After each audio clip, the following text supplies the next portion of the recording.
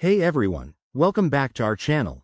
If you've ever found yourself scratching your head over RAR files on your iPhone, especially with the latest 2025 updates, this video is for you. RAR files are compressed archives that pack multiple files into one, making them super handy for sharing or saving space. But how do you open them on an iPhone? Let's dive right in. First things first, you'll need a reliable app to handle RAR files since iOS doesn't support them natively yet. Head over to the App Store and search for apps like Documents by Readle or unzip.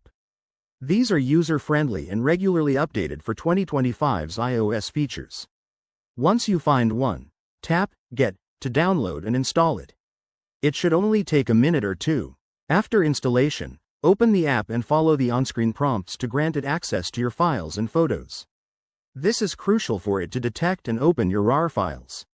Now, locate your RAR file, whether it's in your email, the Files app, or downloaded from the web.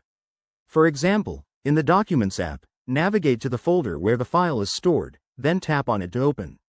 The app will typically show you a preview or give you options to extract the contents. If you choose to extract, select a destination folder on your iPhone, and voila! The files inside will be unpacked and ready to use.